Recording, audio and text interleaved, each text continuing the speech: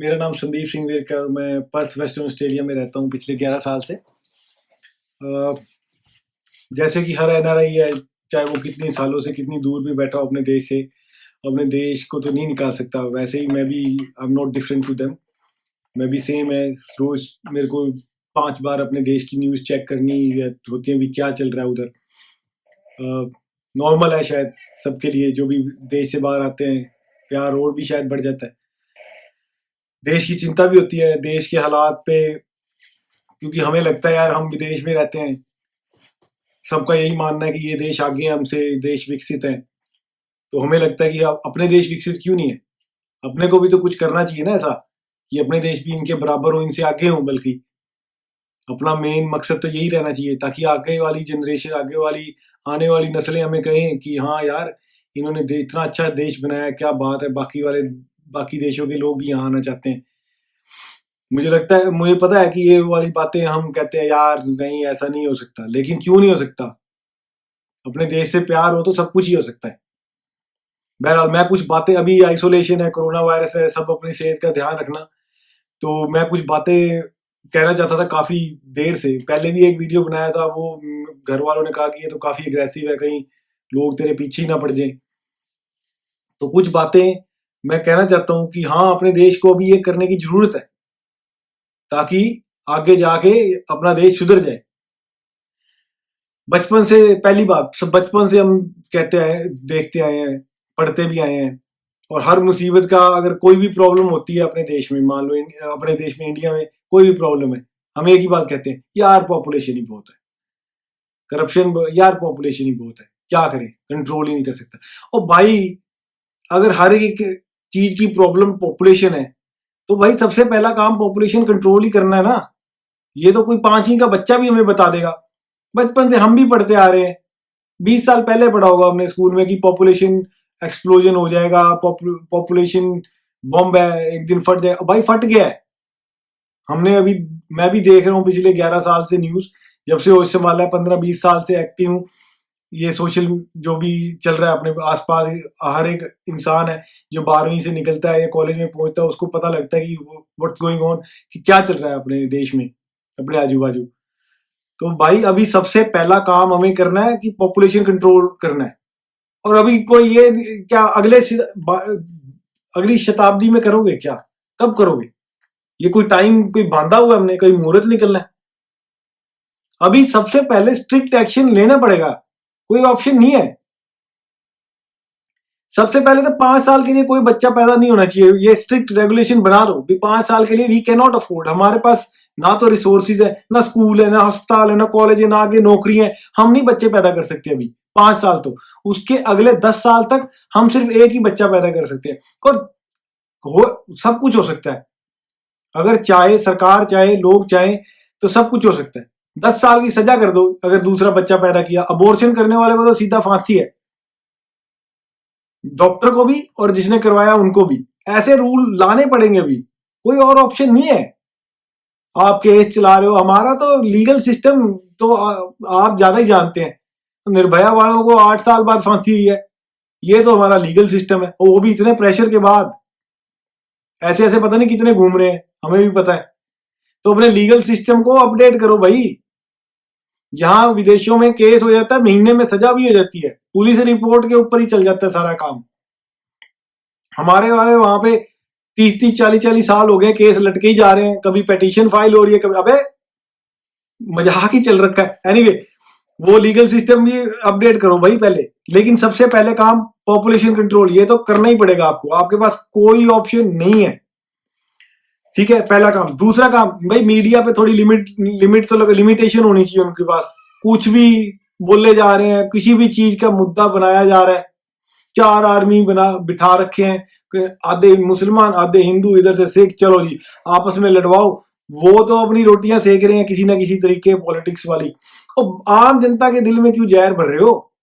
देश में क्यों नहीं शांति आने दे रहे? सिर्फ और सिर्फ मीडिया वालों का कसूर है, टोटली 100%।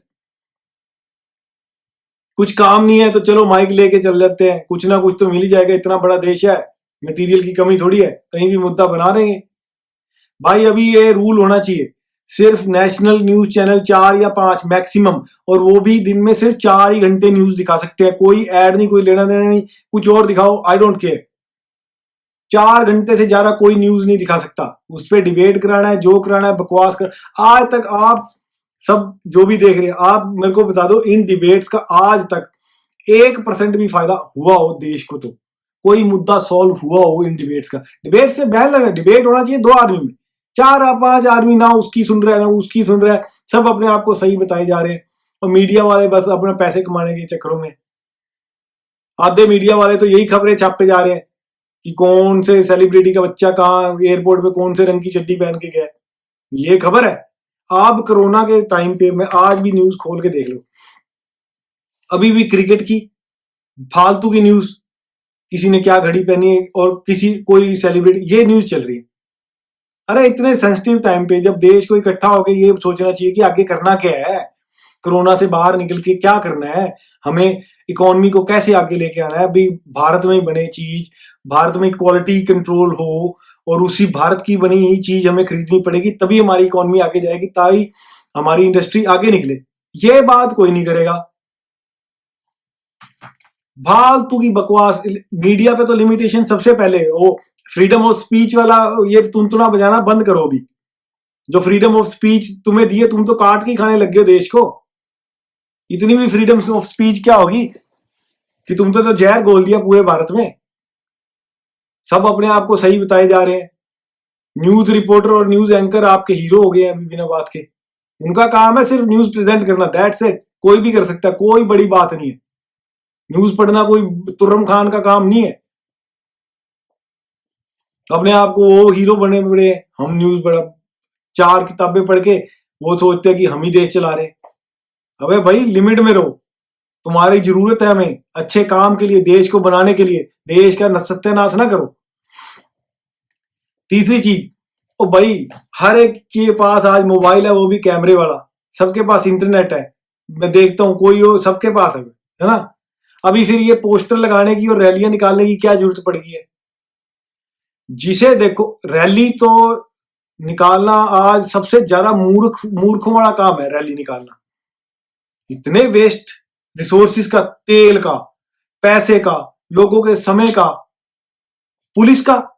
अरे पुलिस का काम है, जो उसको करने दो ना यार। फिर कहते हैं वारदात होगी। अबे भाई तुम्हारी रैलियों से फुर्सत मिलेगी पुलिस को? तुम वीआईपी लोगों को अगर वो सिक्योरिटी देना बंद करेंगे, जब भी तो जाके कुछ लोगों के बारे में सोचेंगे। वो नेताजी आ रहे हैं जी दिल्ली से, जाना क्या है जी, पंजाब जाना आगे।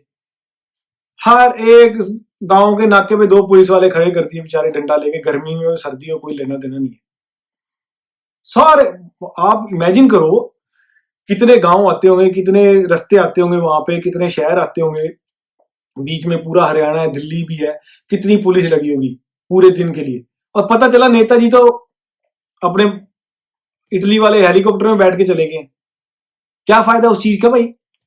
क्यों है रैली? मैं अपनी बात यहां ऑस्ट्रेलिया में बैठे आपको कह सकता हूं, बिना किसी चार्ज, बिना कोई, मेरा कोई खर्चा तो नहीं लग रहा। सिर्फ फोन पे कैमरा है, मैं बोल रहा हूं, मेरी बात आप तक पहुंच रही है। और भाई तुम्हारे अंदर बैठे, मान लो किसी ने नेता है, मैं देश की सेवा करना चाहता हूं, मैं देश का नेता बनना चाहता हूं, तो भाई अपनी वीडियो बना, बता लोगों को क्या विजन है, क्या करना चाहता है तू अपने हल्के के बारे में, अपने डिस्ट्रिक्ट के बारे में, अपने स्टेट के बारे में, अपने देश के बारे में बता दे। लोगों को पसंद आएगा तेरा नजरिया, क्योंकि तुम्हारा तो जो नजरिया हमें पता है, किसी एक्सपर्ट से लिखवा के बोलोगे, लेकिन लोगों को पता तो लगेगा कि कहाँ तुम्हारी सोच है, क्या करना चाहते हो। और भाई रैली पोस्टर क्यों क्यों सब ऐसे हाथ जोड़ के सारी चीज गंदी कर रखी है, सारा देश का सत्यानाश बिठा रखा है।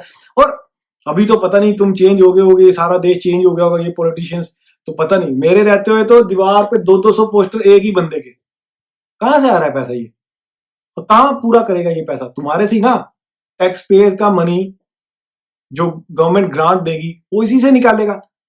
Posters and rallies must be ban on priority basis.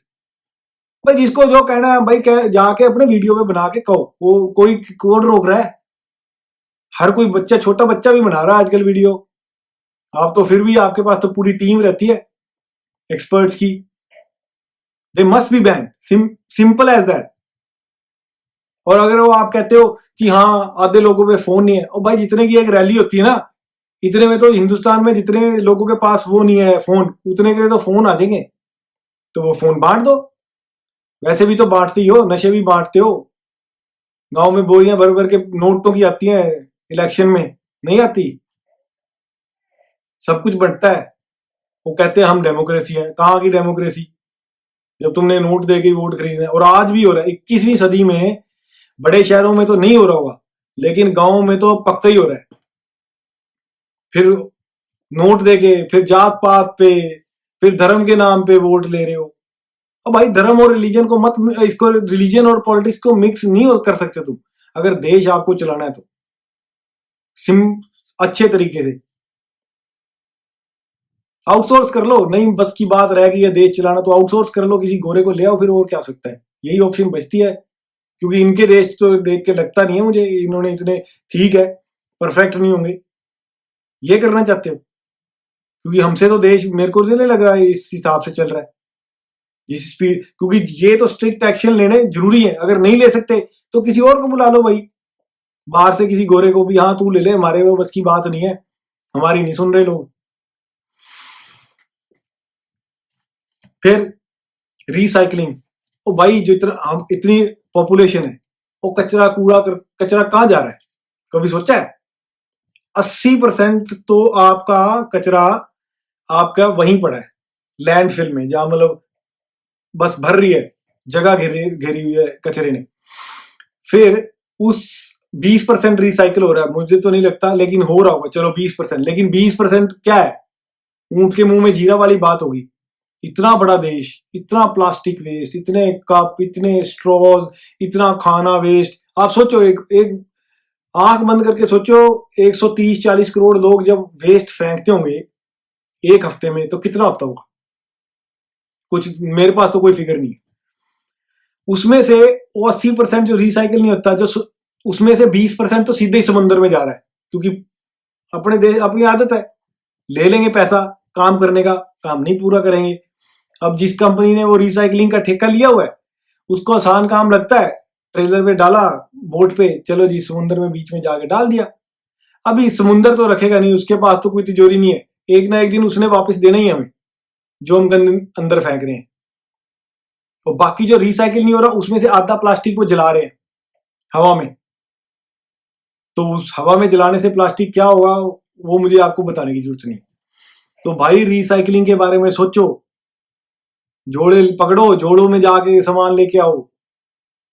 और जो ये हम सब मॉडर्न बनने की कोशिश कर रहे हैं ना, मैकडोनल्ड, KFC, अब यहाँ पे कुत्ता नहीं पूछता इनको, गरीबों का खाना है वो। किसी को भी पूछो आज, अगर आपको यहाँ पे डाइन इन करने जाते हैं, जब लोग खाना खाने बाहर जाते हैं, मैकडोनल्ड थोड़ी जाते हैं, KFC थोड़ी जाते हैं, कोई अच्छे रेस्टोरेंट में जाते हैं। हमारे लिए तो स्टेटस सिंबल बन गया उधर, वो कहाँ जा रहे हैं, KFC, या क्या बात है भाई, पैसे वाला लग रहा है। अबे भाई मजदूरों का खाना मिलता है उधर। और सबसे बड़ा कॉन्ट्रीब्यूटर्स है जो कोका कोला, पेप्सी, ये सबसे बड़े कॉन्ट्रीब्यूटर्स हैं आपके पोल्यूशन में। आप जाके पढ़ लेना आर्टिकल कहीं पे भी दुनिया में, आपके देश में तो है ही है।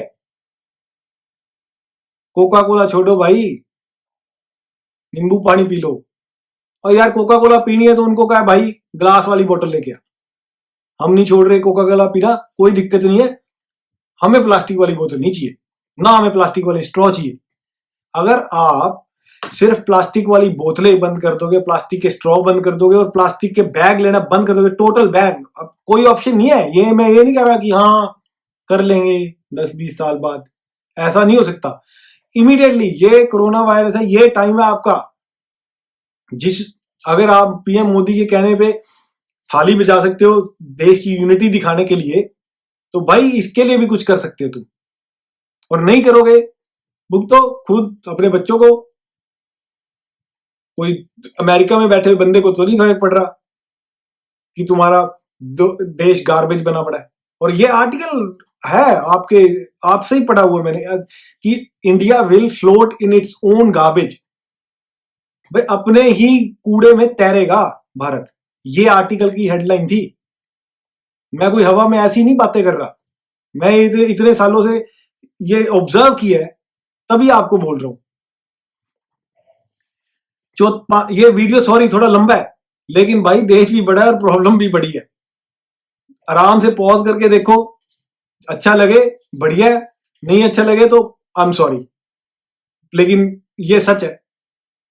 अगर गलत लगे भी मैं कुछ गलत कर रहा हूं, बिल्कुल आप मेरे को बताओ कि भाई नहीं नहीं हम तो 100% रिसाइकलिंग कर रहे हैं, हम तो पोस्टर रैलियां लगा नहीं रहे, मीडिया वाले बिल्कुल दुरुस्त है, तो मैं चेंज करूंगा वीडियो, कोई प्रॉब्लम नहीं है, मैं सब माफी भी मांगूंगा। बहरहाल 5 ही चीज। ओ भाई इस साल ओलंपिक्स थे, चलो ऊपर वाले ने ये मुसीबत लेके आया है सारी दुनिया पे, कोरोना वाली, उसकी वजह से, कोरोना की वजह से ओलंपिक्स नहीं हुए। लेकिन मैंने, वो किरण रिजिजू है आई थिंक स्पोर्ट्स मिनिस्टर, किसी की भी, उसकी वीडियो, अगर वो वीडियो कोई स्पोर्ट्स मिनिस्टर चलाता है ना तो उसके 127 या 150 व्यू होते हैं। मतलब आपको ओलंपिक्स में मेडल लेना है कि नहीं लेना, आप खुद पूछो अपने आप से। पिछले 4 साल में, जब से पिछला ओलंपिक्स हुआ है, उसके बाद अभी टोक्यो ओलंपिक्स होने वाले हैं, किसी ने कोई जुबान नहीं खोली। मीडिया वाले तो चलो इनका तो बट्टे, इनके बारे में तो मैं बोल ही चुका हूं, लेकिन मैं तो हद मान गया यार। किसी की कोई इंक्लिनेशन, अभी भी क्रिकेट की नई खबरें छाप रहे। अबे भाई 2011 में वर्ल्ड कप जीता था, उसके बाद क्या जीता तुमने? बैंगन नहीं जीता। अच्छी बात है कि हम क्रिकेटिंग नेशन है, लेकिन एक बात, बॉलीवुड क्रिकेट और पॉलिटिक्स ही बचा है क्या? ओलंपिक्स में जहां सारी दुनिया ने कंपीट करना है, 140 करोड़ लोग हैं, कितने मेडल लेके आएंगे हम? ओ अमेरिका में माइकल फिलिप्स है, 18 गोल्ड मेडल, पता नहीं 16 गोल्ड मेडल तो उसके अकेले के हैं, इतने तो हमने टोटल नहीं जीत रही है। गुस्सा नहीं आता क्या आपको भी? हमारे क्या क्या कर रहे हैं हम? स्पोर्ट्स ग्राउंड के नाम पे सारी रिश्वतें लेके जेबों में डाल के पॉलिटिशियन हवा हो गए। कोई रिसर्च सेंटर नहीं है, कोई फैसिलिटी नहीं है। स्पोर्ट्समैन क्या हवा में से मेडल लेके आए? उसको सपोर्ट करने को तो आज तक कोई गया नहीं। मेडल जीत के लाओगे तो फिर करोड़ों दे दोगे। अबे ये करोड़ पहले दो, तभी कोई मेडल आएगा। मेडल जब आएगा एक ब्रॉन्ज, अरे पिछली बार वो पता नहीं निशानेबाज बेचारे ने हमें गोल्ड मेडल जितवा दिया, एक गोल्ड मेडल। अरे इतना बड़ा देश, एक गोल्ड मेडल यार, कोई कमी है क्या? टैलेंट की कमी है? बच्चे, मेरे को पता है, मैं हरियाणा से हूं, जी जान लगा देते हैं अगले, लेकिन अगर सपोर्ट ही नहीं होगी गवर्नमेंट की, गवर्नमेंट तो चल छोटो पर है, गवर्नमेंट की तो क्या, घर वालों की सपोर्ट नहीं है। यहाँ 5 बार वर्ल्ड कप जीता है, चलो क्रिकेट का एग्जांपल ले लेते हैं, क्यों जीता है? छोटा बच्चा भी अगर क्रिकेट खेलने जा रहा है, 6 महीने क्रिकेट खेलते हैं, 6 महीने इनका फुटी है एक, वो चलता है। छोटा बच्चा भी क्रिकेट खेलने जा रहा है ना, सारी फैमिली आती है हर वीक उसको सपोर्ट करने, उसको पूरी प्रॉपर किट दिलवा रखी है, सब कुछ दिलवा रखा है। चलो माना हमारे पास पैसे नहीं है, लेकिन फैमिली तो जाए उसका मैच देखने, उसको देखने भी, हाँ क्या कैलिबर है हमारे बच्चे में, क्या कर सकता है, इसको हम सपोर्ट करें कि नहीं?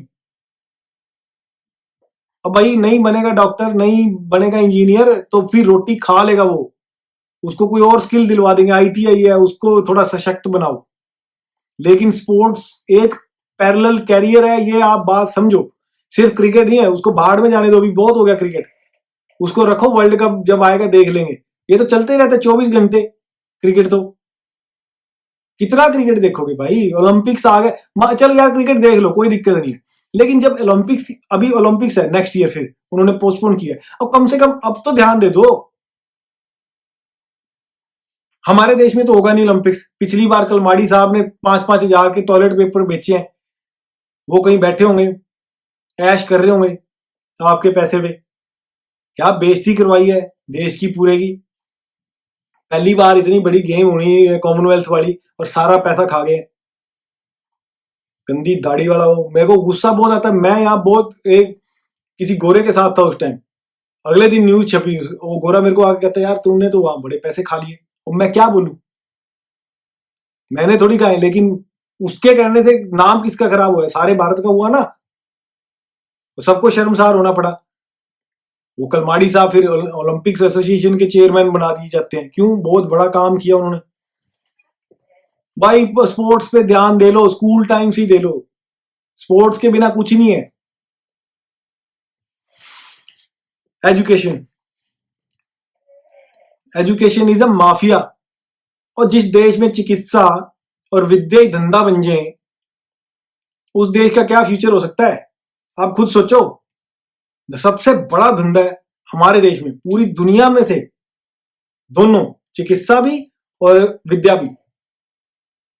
और हमने 5,000 साल पहले, 10,000 साल पहले ही सब कुछ इन्वेंट कर दिया था।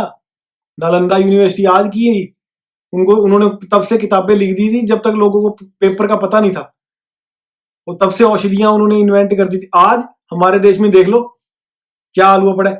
एजुकेशन, आप सिंपल बात ले लो, चौथी पांचवी का बच्चा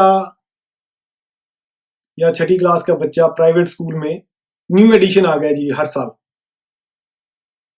किसी भी किताब का। तो भाई उनसे पूछने वाला हो, तुमने ऐसी क्या खोज कर दी है पांचवी के बच्चे को बताने के लिए कि अब नई किताबें की जरूरत है? क्यों नहीं पुरानी किताब ले रहे?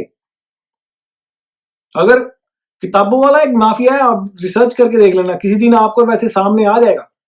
It's the biggest mafia in the world, कोई और माफिया नहीं है इतना बड़ा। हर साल उनको आपको हजारों रुपए की, हर कितने बच्चे हैं हर एक क्लास में, हर एक क्लास में नई किताबें। सोचो आप, कितने स्कूल है, कितने देश में, कितने शहर है, कितना बड़ा स्कैम है। अगर आप वही किताबें 2-3 साल चलाते हो, देश का कितना फायदा है? पैसा बचेगा, ट्रीज बचेंगे, एनवायरमेंट बचेगा। नहीं, जो इसके पास पुरानी किताब है, अरे तू तो नहीं फर्स्ट आएगा। ये मेंटेलिटी है उधर, माँ बाप की भी, क्लास टीचर्स की भी, क्लासमेट्स की भी। बल्कि ये तो ड्राइव होनी चाहिए कि तू पुरानी किताब करता है, गुड ऑन यू, तू बहुत अच्छा इंसान है। एक प्रश्न नहीं है, ओहो ये लेसन तो मिसिंग है। अब बस ये ट्रिक है, ये किताबें नहीं बेचने की ट्रिक है कि कुछ नया ऐड कर दो हर एक चीज में।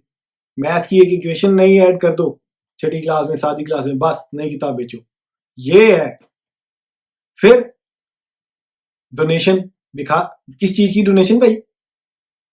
एडमिशन के टाइम फीस, आपका काम है फीस लेना, पढ़ाना, सिंपल। नहीं, 50,000 रुपए डोनेशन दो। फिर किताबें वहीं से लेनी है जहां हमने कहा है, क्योंकि वो हमारे एजेंट है, वो हमें कमीशन दे रहा है। यूनिफॉर्म भी वहीं से लेनी है क्योंकि वो हमें कमीशन दे रहा है। हमें तो पैसे कमाने हैं, बाहर में जाओ तुम, तुम्हारी एजुकेशन, तुम्हारा करियर। इतना बड़ा देश है, इतनी पॉपुलेशन है, तेरे करियर के बारे में मुझे क्यों सोच पड़ी है? मुझे स्कूल चलाना है, जितना ज्यादा पैसा स्कूल के पास, जितनी ज्यादा एसी अंदर लगे हैं, उतनी ज्यादा फीस। ये भला इतना ज्यादा फिर ट्यूशन, अरे 5वीं का बच्चा क्या ट्यूशन, कहाँ जा रहा है ट्यूशन भाई? ट्यूशन पे कौन सी भाई? दूसरी, मतलब पहली भी जा रहा है? अबे भाई तुझे ट्यूशन की जरूरत है तो स्कूल बंद कर दो। अगर स्कूल में कुछ पढ़ा रहे हो तो ट्यूशन क्यों जा रहे हो? ये क्या ड्रामा है? ठीक है, आपको अपने बच्चे को आगे रखना है तो थोड़ा एक्स्ट्रा एफर्ट लगाना पड़ता है। घर वाले नहीं पढ़े, ठीक है, और लेकिन जिनके घर वाले पढ़े वो भी ट्यूशन पे जा रहे हैं। फिर मैं सिंपल बात बताता हूँ, मैं यहाँ पे करनाल में पढ़ा हूँ, मेरे को किसी का डर नहीं है। प्रताप स्कूल में teacher physics, chemistry, mathematics class में नहीं पढ़ाते थे, कहते थे शाम को मेरे पास ट्यूशन पे आना, तभी पास करूंगा।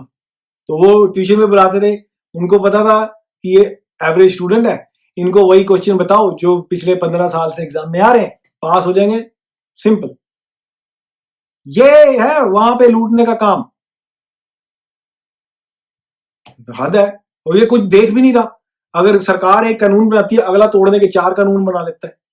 और जैसे बिजली लगाने का वाला मीटर वाला आता तो था, तो उससे ही पूछ लेते थे लोग, भाई इसको बंद कैसे करना है, तो वही 200 रुपए लेके उसे बंद कर देता था। वो काम है। तो कोई यार, हमें, मेरे को लगता है अभी, पहले तो नहीं, अभी खून में आ गया कि कानून को तोड़ के अपना फायदा कैसे निकालना है। देश का है बाढ़ में। एनीवे, अभी एजुकेशन को थोड़ा बता करो, और पहले 1-2 साल ये एबीसीडी सिखाने से पहले थोड़ा मैनर्स की आई थिंक हम सबको एक थोड़ा मैनर्स की क्लास लेनी जरूरी होगी है। फिर हमने खोजी मेडिटेशन, हमने खोजी योगा, लेकिन आज स्कूलों में कहाँ क्या पढ़ाई जा रही है? सिर्फ थोड़े से स्कूलों में पढ़ाते हो, उसके ऊपर भी हल्ला हो जाता है। अबे एक एक्सरसाइज ही तो है, ऐसे ऐसे करते हो।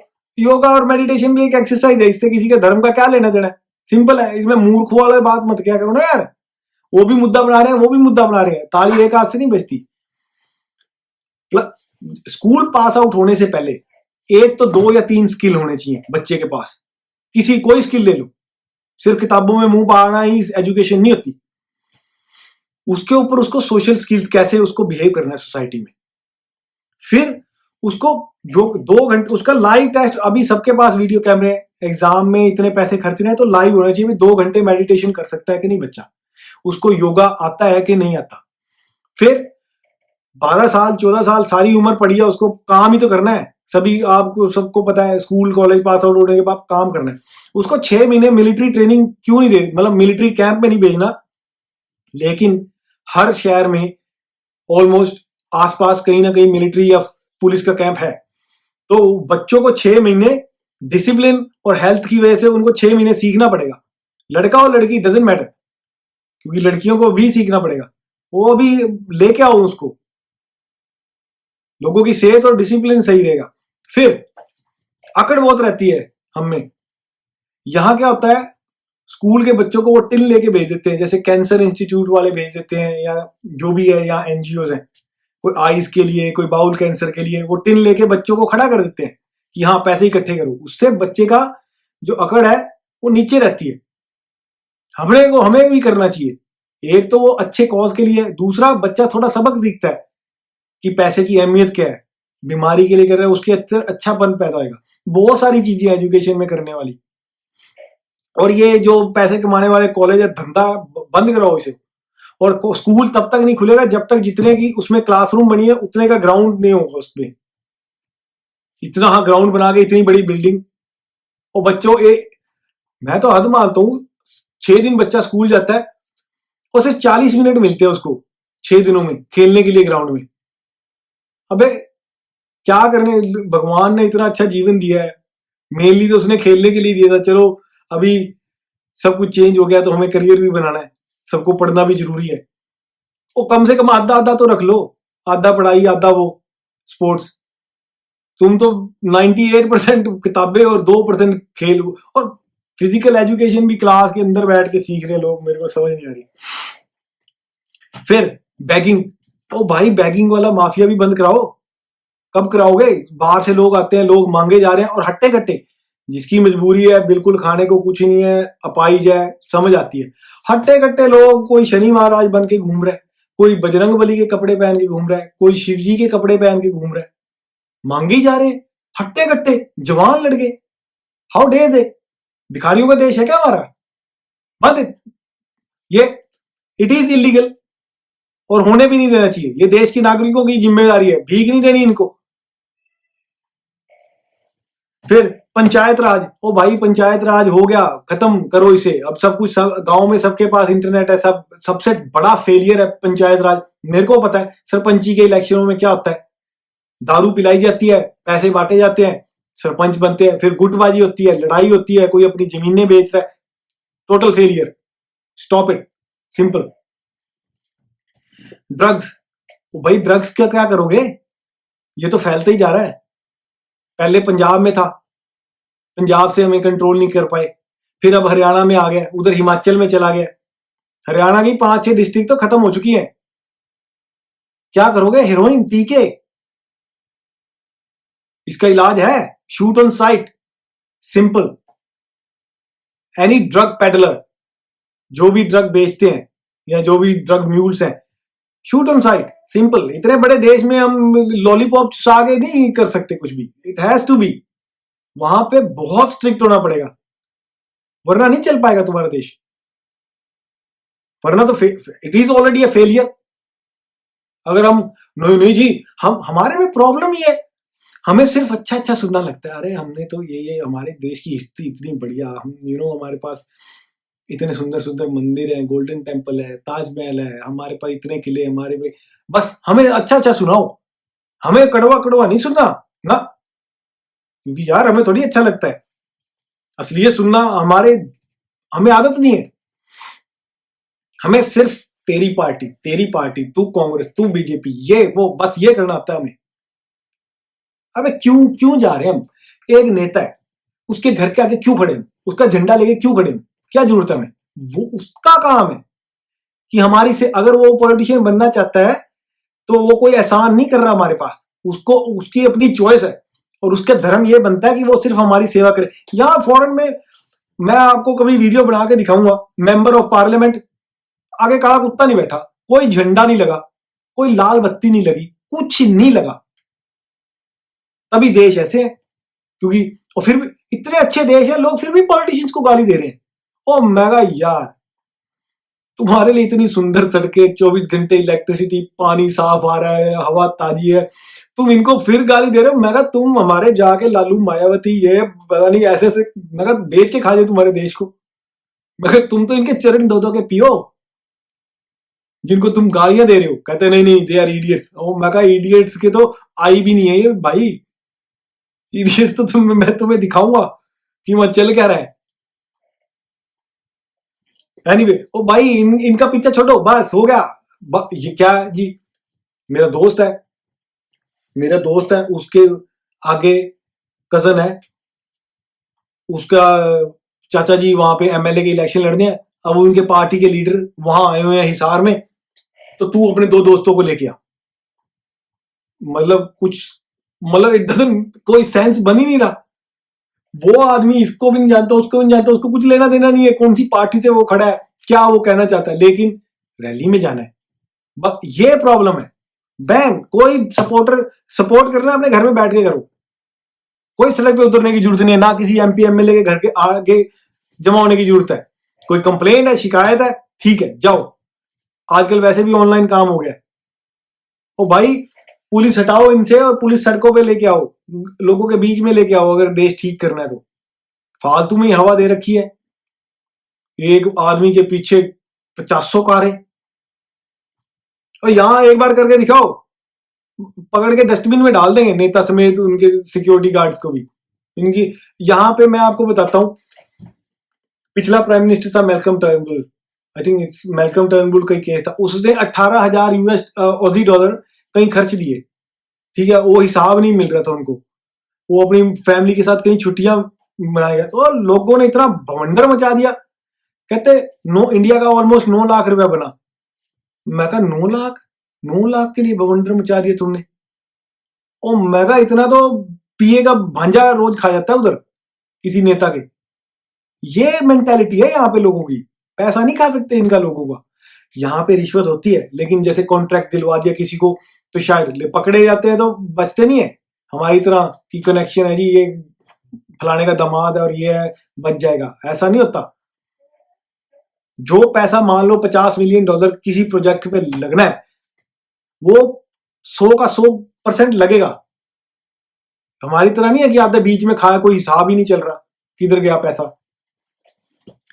सबसे पहले पॉलिटिशियंस को जमीन पे उतारो, उनके आगे पीछे झंडे लेके, उनके नाम के झंडे लेके बंद, घर में बैठो, वोट देना अपनी समझ से दो, अपनी फैमिली को भी नहीं बताना कि किसको देना, फैमिली वाले खुद डिसाइड करेंगे। चलो मान लो थोड़ा अपना अलग है वहां पे सिस्टम, पिताजी की बात माननी पड़ती है सबको, तो वो कह रहे हैं बस अपने पे, वहां हल्ला गुल्ला एक दूसरे के साथ मारपीट करने की कोई जरूरत नहीं। कोई किसी का पानी भर के नहीं देने वाला कोई नेता, अपने आप कमा के खाना है। और नेता अगर अच्छा काम करेगा तो अगली बार आएगा, नहीं तो चल भाई घर जाओ, आज के बाद दिखना नहीं। एक कॉन्स्टिट्यूएंसी में 18 लोग खड़े हो रहे हैं, सबको ही समाज सेवा की पड़ी है लगता है।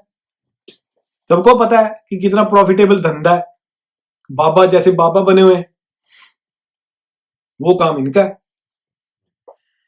फिर अब भाई वो जो नकली दूध बनाते हैं, नकली मेडिसिन बनाते हैं, शूट ऑन साइट, सिंपल, कोई केस नहीं है, लाइव वीडियो पे रिकॉर्ड करो ताकि प्रूफ रहे और शूट ऑन साइट, बस। कोई इसके कुछ कहने की जरूरत नहीं है। किसी के बच्चे ने दूध पीना है, यूरिया वाला दूध पिएगा क्या? कैसी सोसाइटी बना लिया, और इस पे केस चलेगा, किस चीज के लिए केस चलेगा भाई इसके पे? जैसे रेपिस्ट को गोली मारनी है, नकली सामान बनाने वाले को भी उसी तरह गोली मारनी है। Don't mix with religion with politics, ये मैंने पहले भी कहा था। ये देश विकसित इसलिए है क्योंकि ये हमेशा अपना ढिंडोरा नहीं पीटते। हम अपने देश में कोई कश्मीर से इधर से खींच रहा है, पंजाब से इधर से खींच रहा है, देश फाड़ दोगे या देश को? सब ये नक्सलाइट उधर से खींच रहे हैं, कि दिन फट जाएगा देश ये रिलीजन के नाम पे। उसको देश को इकट्ठा रहने दो। यहां नहीं कभी भी देखा मैंने कि हिंदू मुस्लिम के दंगे, कभी देखा है? बहुत सारे मुस्लिम कई सारी कंट्रीज में के रहते हैं, यहाँ पे हिंदू भी रहते हैं, सिख भी रहते हैं, जूस भी रहते हैं। कभी देखा है यहाँ पे झगड़ा होता हुआ? कभी सुना है? सब अपने अपने काम पे मशगूल है। एक हमारे है, पता नहीं खाली है इसलिए रोड़ा हो रखा है इतना। मेरे को लगता है सबको भगवान का ठेका हमारे देश वालों ने ले रखा है। अपना भाई काम करो, अपने बच्चों को अच्छा फ्यूचर दो, उनको अच्छी एजुकेशन दो, देश को आगे बढ़ाओ, साफ सुथरा बनाओ, उसको सुंदर बनाओ। रोड रूल्स, अबे भाई किस चीज की चौधर है? वहां पीजीआई में देख लो यार, स्ट्रेचर्स की लाइन लगती है, सब एक्सीडेंट वाले विक्टिम्स होते हैं। वहां पे मेरे को लड़का बता रहा था, कहता बस 15 मिनट लगते हैं वेंटिलेटर खत्म होते हुए पीजीआई चंडीगढ़ में, क्योंकि इतने ही बंदा निकालता है। क्यों? क्योंकि एक्सीडेंट हो गए, इतने एक्सीडेंट, और अब भी हम नहीं सुधर रहे। घर बैठे लाइसेंस आ गए, चलो जी, अभी अभी बहुत चेंज हो गया। क्या चेंज हो गया? सीट पेटी तुम नहीं लगा रहे, हेलमेट अभी भी नहीं पहन रहे। किस चीज? क्या अमिताभ बच्चन है क्या मुकद्दर का सिकंदर वाले? सबको हीरो बनना है। यहां निकाल के दिखाना मोटरसाइकिल, अगले मोड़ भी मोटरसाइकिल के साथ तुम्हें भी जेल में डाल देंगे। बिना हेलमेट के चला के दिखाओ, बिना लाइसेंस के चला के दिखाओ। रूल होते यहां, देख लो बंदे को मारते भी नहीं, लेकिन बंदे डरते हैं। कैसे? क्योंकि रूल है तो है। कोई नेता का मजाल है, कोई कहेगा कि हाँ जी मैं नेता का जानकार, वो कहेगा तू भी आ नेता, उसको भी जेल में डालेंगे साथ ही। और ये सिर्फ पुलिस और नेता मिक्स नहीं होते यहाँ पे। जैसे वहां तो फलाना जी मैं तो ये बोल रहा हूँ छोड़ दो, क्यों छोड़ दो भाई? रूल तोड़ा अगले ने। रूल तोड़ना कोई बहुत बहादुरी का काम नहीं है, कोई मर्दानगी का काम नहीं है रूल तोड़ना। रूल के हिसाब से चलो, अपनी जान बचाओ, दूसरों की जान बचाओ। यहां तो अपने देश में तो वही कह रहा हूं, कानून अपडेट नहीं हुए। यहां पे अगर गाड़ी पी के चढ़ा दी किसी के ऊपर तो मर्डर केस है, बाहर नहीं आओगे 10 साल तो। सिंपल। मजाल है कोई? पिछले साल ऑस्ट्रेलिया में 50 पता नहीं 60 लोग रोड एक्सीडेंट में मर गए। बहुत बड़ा इशू है इनके लिए। अब आप देखो, आपके लिए बड़ा इशू क्या है? जान की कोई कीमत है कि नहीं? और सड़क पे कुत्तों की तरह क्यों मर रहा है भाई? मेरे को पता है वहां पे कैसे कुछ है। मेरा खुद का एक्सीडेंट था भाई, ट्रॉली रोक के खड़ा है बंदा ट्रैक्टर के साथ, नो लाइट, अगला बंदा हाई बीम पे आ रहा है, सिंगल रोड है, क्या दिखेगा? हाई बीम तो बैन होने चाहिए ना यार। 40 रात को सिंगल रोड पे 40 की स्पीड से ऊपर कैसे चल सकता है बंदा? अगर देर से जाओगे पहुंच तो जाओगे, दूसरे भी पहुंचेंगे। कितने एक्सीडेंट होते हैं, क्यों होते हैं? और रोड रूल सिखाओ सबको। हमारे पास बहानों की तो कमी होती नहीं, रोड्स नहीं है, सरकार ने रोड, अबे रोड भी बन जाएंगी। तुम पहले रोड रूल्स तो सीख लो। पहले रोड्स के रूल्स है, बच्चे को आगे बिठा रखा है, बच्चे को मोटरसाइकिल पे भी आगे बिठा रखा है, कार में भी आगे बिठा रखा है। यहां बिठा के दिखाना, $700 का चलान है सीधा, 35,000 रुपए का। बच्चे को बिना सीट बेल्ट, बिना सीट, बच्चे की स्पेशल सीट लगानी पड़ती है। और इसको अपडेट करो रूल्स को। जो ड्रंक ड्राइविंग, एक बंदा शराब पी के गाड़ी चला रहा है, वो उसके हाथ में एक हथियार है, वो किसी को भी मार देगा। ये बात बुरी लगेगी लेकिन है तो सच ना। फिर अवेयरनेस, अबे भाई हमारा देश देश नहीं है, सिर्फ एक मार्केट है। सामान लाओ बेचो, मार्केट है बस। कोई भी न्यूज चैनल में मैं तो बस ये न्यूज पढ़ता हूं, मैं देख नहीं सकता। It's a torture. आप कुछ भी देख लो, न्यूज देखने लग जाओ तो 15-15 मिनट ऐड ही चल रही है। ये ले लो, ये दंत मंजन, 50 तो दंत मंजन है तुम्हारे। नीम का दंत मंजन था तब तो दांतों को कुछ हुआ नहीं करता था हमारे बुजुर्गों को। अभी सबके दांतों, सब पे कोलगेट है, सबके दांत सड़ गए। कैसे? अवेयरनेस ही नहीं है। मैं अपने दोस्त को कहा, मैं कहता भाई पिज्जा बना रहा हूँ अवन में। मैं यहाँ पे था, मैं कहा यार इंडिया आगे निकल गया, अवन ले लिया उन्होंने, मतलब पिज्जा बना रहे हैं। कहता बस 5 मिनट लगते हैं। मैं कहा कौन सा ओवन 5 मिनट में बना देता है तेरा पिज्जा? कहता बस ये है। मैं कहा ये तो माइक्रोवेव है। कहते यही तो है, सब ले रहे हैं 15-15 हजार के। और मैं कहा जहर, कैंसर का घर है भाई ये। माइक्रोवेव में खाना गर्म करना कि कैंसर को इन्विटेशन देना है। लेकिन नहीं, बिक गए। अभी तक किसी के मुंह से कुछ नहीं फूटा कि भाई ये कैंसर का सबसे बड़ा रीजन माइक्रोवेव है। किसी भी अच्छे किचन में कभी भी माइक्रोवेव नहीं होता, आप देख लेना कहीं भी। Microwave is the unsafest method of cooking और हीटिंग अप द फूड। लेकिन नहीं, हमें तो सिर्फ सामान बेचना है, हमें अवेयरनेस देके क्या करना है, एक ऐड दिखा देंगे 24 घंटों में 2 सेकंड की कि यूज दिस, इससे पॉपुलेशन कंट्रोल होएगा, बस। कोई फूड अवेयरनेस नहीं है। मैं वीडियो देखता हूँ, कोई नाले में से फ्रूट रेडी पे रख रहा है, अरे क्या है, क्या अंदर आत्मा मर गई क्या? लोग खुद धो लेंगे भाई, नाले में से तो मत धो। और जो भी खाने के, स्पेशली जैसे कई बार देखो को बस में से बाहर निकल के लोग उल्टियां कर रहे होते हैं, उनको लगता है कि बस में नहीं, जो बस स्टैंड पे गंदा खाना बिक रहा है, पकोड़े मक्खियों के अंदर रखे हुए, उससे तेरे को फूड पॉइजनिंग हुई है, ये कभी नहीं कहा गया। छोटे दुकानदार की मान ली बात, लेकिन उसको बेसिक तो पता होना चाहिए ना कि कौन से टेम्परेचर पे फूड स्टोर करना है, कितनी देर तक खाना बाहर रख सकते हैं, चिकन को कब रखना है। फूड पॉइजनिंग के जितने केस भारत में होते होंगे शायद ही कहीं होते होंगे, क्योंकि एक छोटा सा, मतलब आप ये देखो, आधा घंटा लगेगा ये समझाने के लिए कि हाँ फूड को कैसे रखना है, सिर्फ आधा घंटा, लेकिन वो भी नहीं दिया गया। वो भी टीवी वालों के पास टाइम नहीं है। ब्रॉडकास्टिंग मिनिस्ट्री पता नहीं क्या कर रही है, मुंह में दही जमा के बैठी है, ये काम उसके है। ये बॉलीवुड में गंद रोकना उसका काम है, मीडिया वालों को चुप कराना, उनको कहना भी अपने हद में रहो, ये ब्रॉडकास्टिंग मिनिस्ट्री का काम है। क्या कर रहे हैं वो? और मैं कोई पर्टिकुलर, मैं किसी पार्टी का नहीं कह रहा, हमेशा से यही होता रहा है। फिर इलीगल वेपन, इलीगल वेपन तो मेरे को लगता है मूंगफली से भी ज्यादा तो नहीं आ गई है अपने देश में, हर किसी के पास है, घर ही बनाए जा रहे हैं। इतना लोगों को खाना बनाना आता होता तो लोग ज्यादा सेहतमंद होते, जितने लोगों को हथियार बनाने आते हैं अपने देश में। एमपी एमएलए सबके आगे जो चेले हैं उनके पास इलीगल है, कईयों के पास तो पहुंच से इलीगल लीगल भी बना दिए गए। क्यों भाई? एक मामूली एमएलए को किससे खतरा हो गया? क्या अलकायदा आने वाला है क्या इसके पीछे?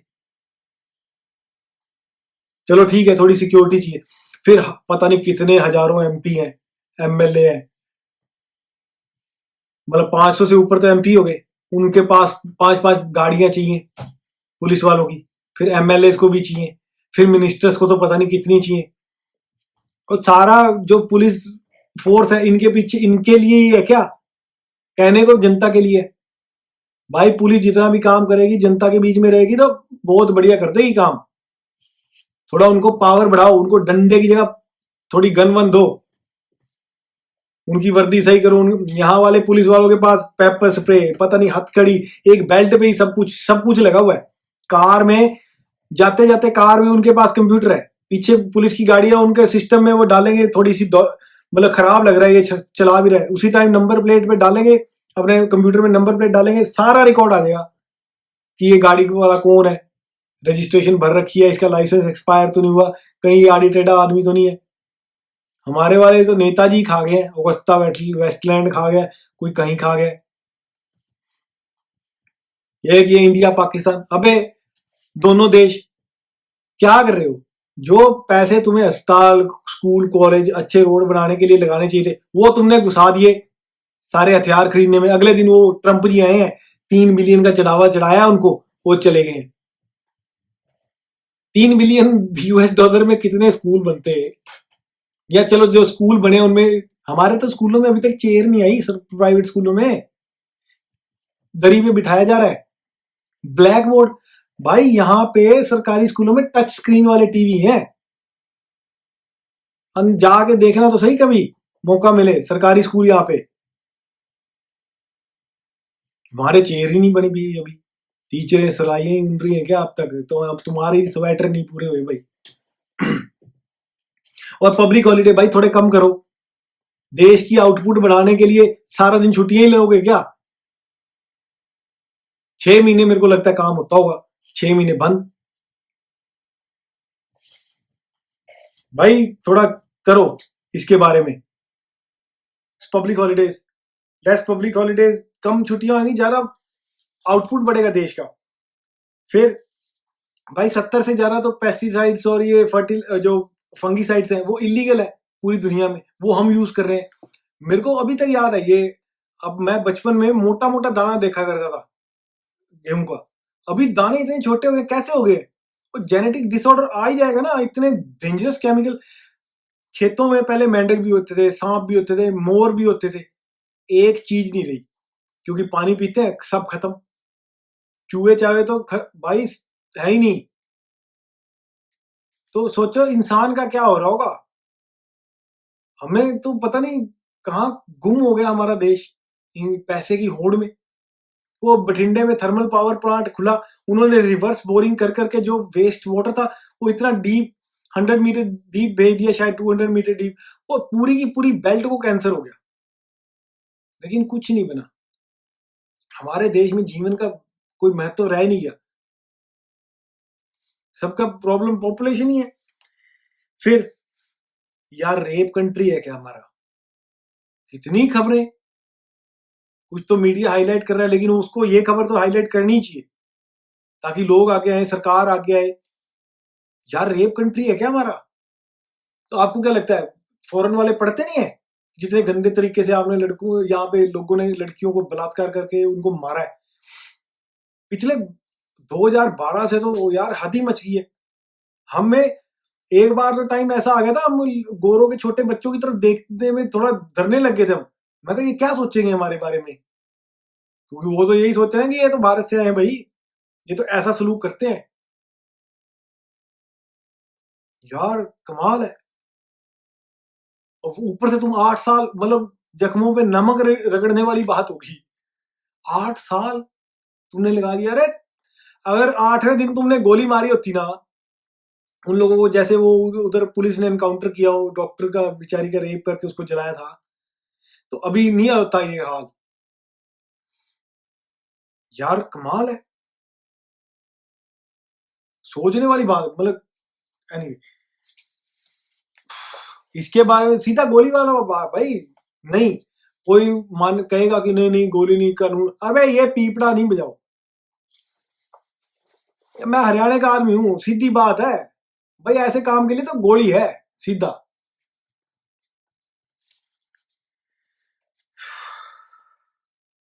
भाई थोड़ा अपडेट कर लो लीगल सिस्टम को जल्दी, विद इन दिस ईयर। हो सकता है, कोई बड़ी बात नहीं, 20-20 साल से केस लटके हुए, क्या नहीं मिल रहा।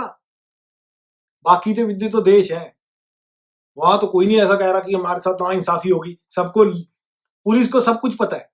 पुलिस कभी भी गलत नहीं कि बंदे को जानबूझ के फंसाए, वो अलग बात है, वो इतना ज्यादा नहीं होगा मेरे को नहीं लगता। लेकिन पुलिस को सब पता है कि क्या हो रहा है। अब पुलिस के बयान को मानने नहीं जा रहा क्योंकि वो गोरों के टाइम का कानून है भाई। तब इंडिया वाले पुलिस वाले थे छोटे, जैसे बड़ा इंस्पेक्टर तो शायद गोरा होता होगा, लेकिन जो एएसआई है वगैरह है छोटे हैं, उनको उनके बयान माना नहीं जाता था, तो वही चले आ रहा है। अबे अपडेट करो यार, कब करोगे? अच्छा फिर दवाइयों वाला माफी, मैंने कहा था ना, शिक्षा और चिकित्सा, दवाइयों से भी, दवाइयां भी तुम मतलब इतना तो लोग खाना नहीं खा रहे जितनी दवाइयां खा रहे हैं इंडिया में। सही बात नहीं है? मोटी मोटी बात है, आप बीमार हुए या आपका कोई नजदीकी वाला बीमार हुआ, आप डॉक्टर के पास गए, पहले तो डॉक्टर ने 4-5 मरीज वो पहले ही देखता है इकट्ठे, क्योंकि उसके बाद टाइम नहीं है, 100-150 लोग बाहर इंतजार कर रहे हैं। कोई भी अस्पताल चला जाओ, हड्डियों का, आंखों का, कान का, नाक का, सर का, बच्चों का, बूढ़ों का, सब फुल है। सबकी जो वहां सबको एडमिट करने की जरूरत नहीं है। सीरियस केस है ठीक है, एडमिट करना भी पड़ता है। जी डॉक्टर साहब ने देखा, अच्छा आपको, जी डॉक्टर साहब पेट में बहुत दर्द हो रहा है, बहुत 3-4 दिन हो गए हैं, खाना भी नहीं पच रहा, कोई भी प्रॉब्लम है आप बताते हो। सीधा डॉक्टर साहब ने पेन निकाला है, 4-5 दवाई है, ये दवाई बार अब मेरे वाली दुकान से ले लो। मतलब उसको देखते ही बीमारी पता चल गया, हो कोई टेस्ट नहीं किया। फिर एक उससे बड़ा मजाक ये है, फिर वो दवाई लिख के देगा, साथ में आपको टेस्ट भी लिख के दे देगा। ओ भाई यहाँ तो तुझे पता नहीं है, इसलिए तू हमें टेस्ट के लिए बोल रहा है कि ये टेस्ट करवा लो, मुझे पता लगेगा तो मैं दवाई दूंगा।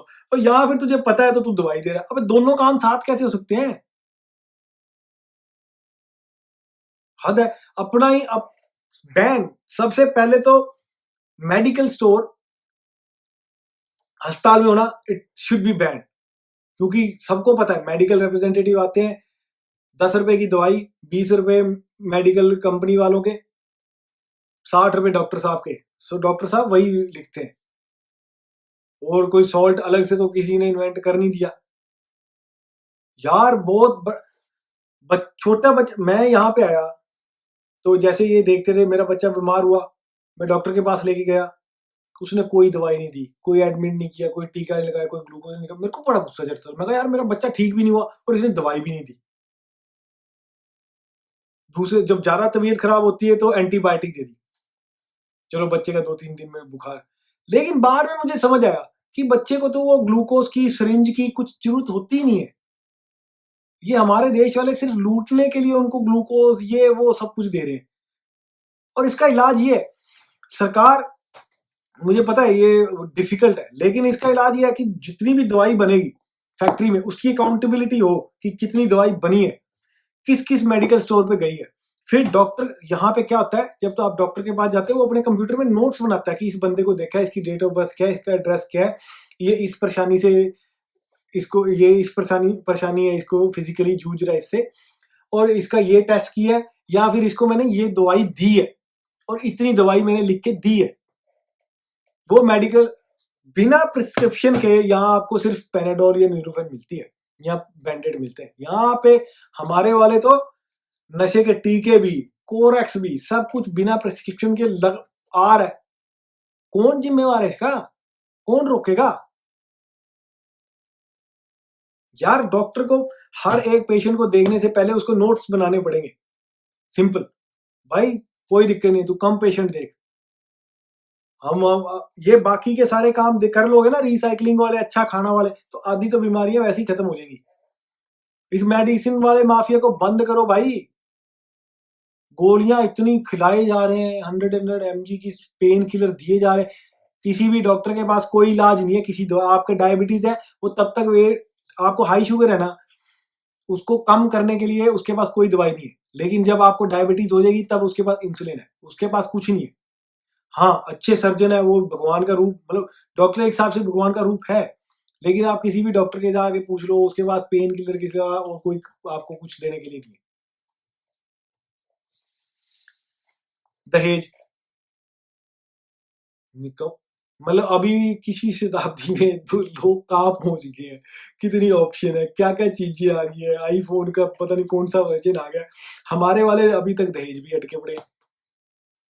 जी, गाड़ी हमें सगाई में बुलेट चाहिए, फिर हमें फॉर्च्यूनर चाहिए, लेकिन हमारे पास उसके कागज बनवाने के लिए पैसे नहीं है, क्योंकि लड़का कुछ कर नहीं रहा, उसको 10 एकड़ आते हैं हिस्से में, बस ये काम है।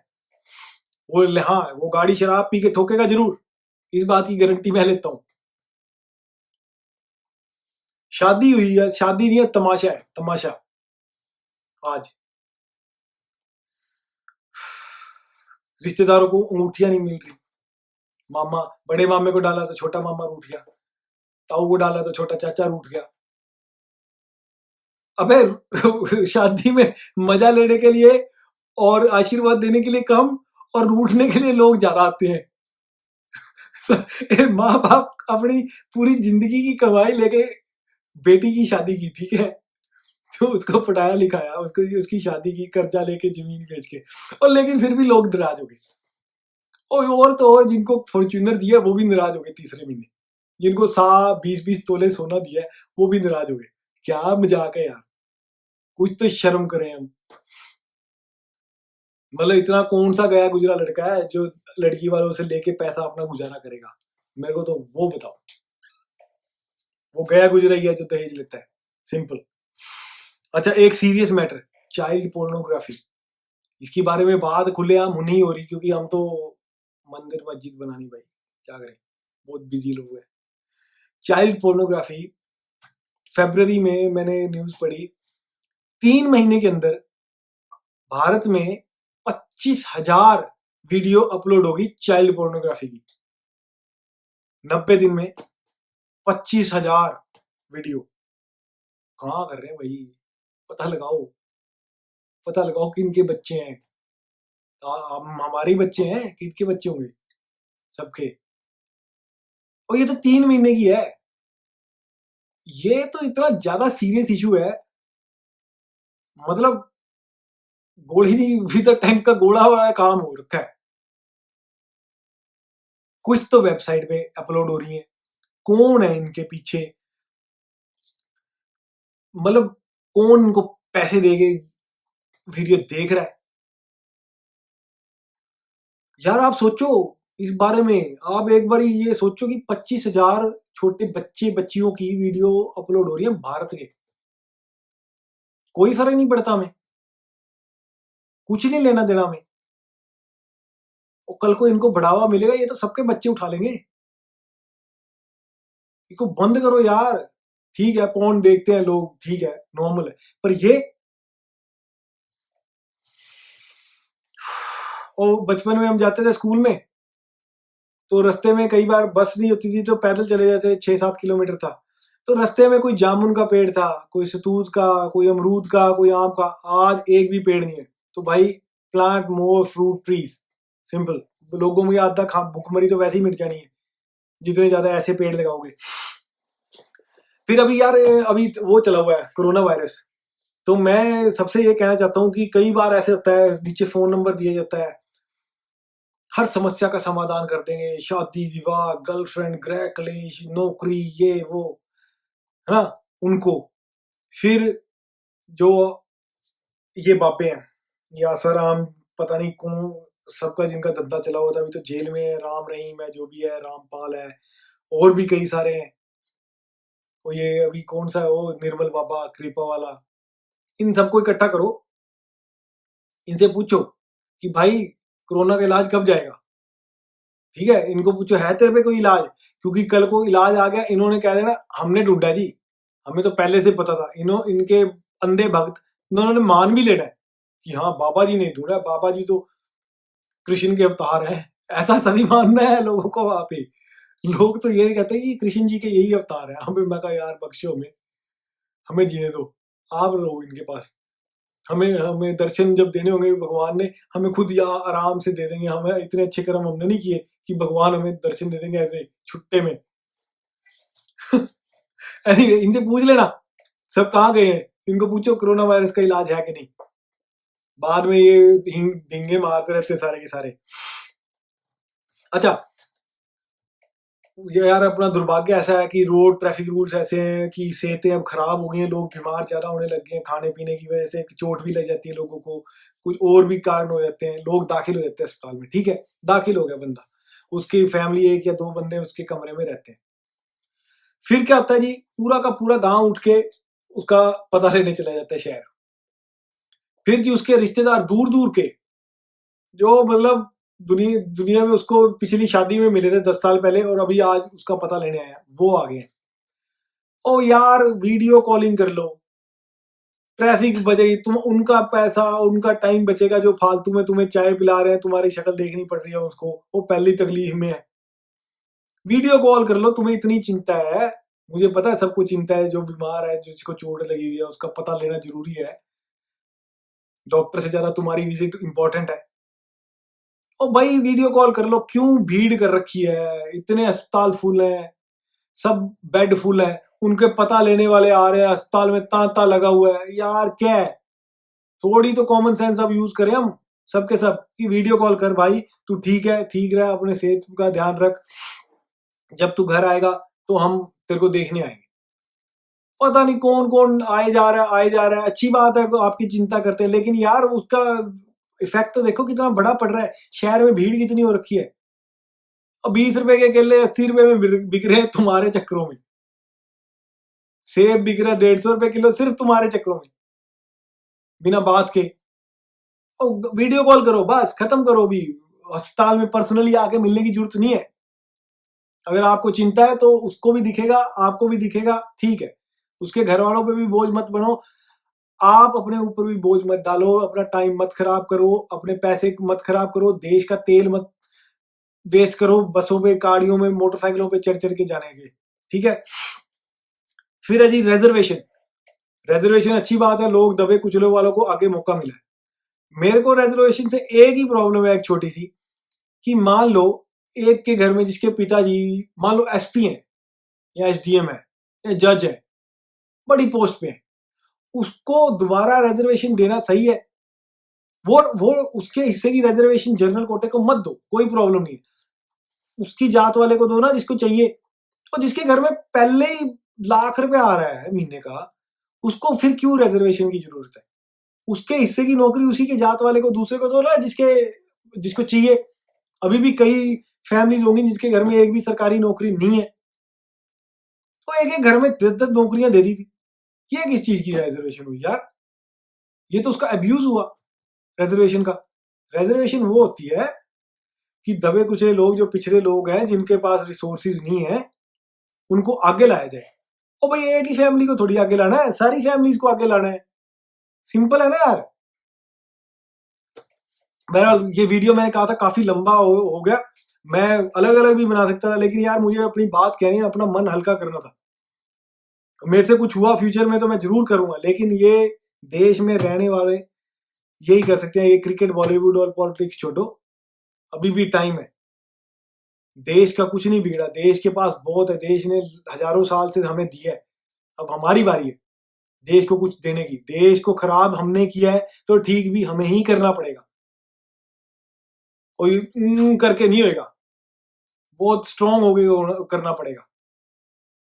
हाय, ह्यूमन राइट्स वायलेशन। अबे ह्यूमन राइट्स वायलेशन वो होता है 25,000 केस, 25,000 वीडियो चाइल्ड पोर्नोग्राफी के अपलोड, वो ह्यूमन राइट्स वायलेशन है। नकली दूध वो वायलेशन है। रेप वो वायलेशन है। किसी को साले को गोली मारना वो वायलेशन नहीं हुआ, वो जस्टिस हुआ। इसलिए मैं छोड़ता हूँ आपके पास। होपफुली आप सारा वीडियो, आपको इसमें से बातें कुछ अच्छी लगी हो, कुछ बुरी लगी हो, लेकिन भाई अपना तो यही तरीका है। होपफुली किसी को अगर हर्ट की है कोई बात तो आई एम सॉरी। मेरा कोई मकसद नहीं है किसी को हर्ट, मेरा मकसद एक ही है कि देश में जो होना चाहिए वो अब होना चाहिए, अब इस डिले नहीं हो सकता। ठीक है, इसी के साथ मैं आपको अलविदा कहता हूँ। बहुत बहुत धन्यवाद मेरा वीडियो के देखने के लिए।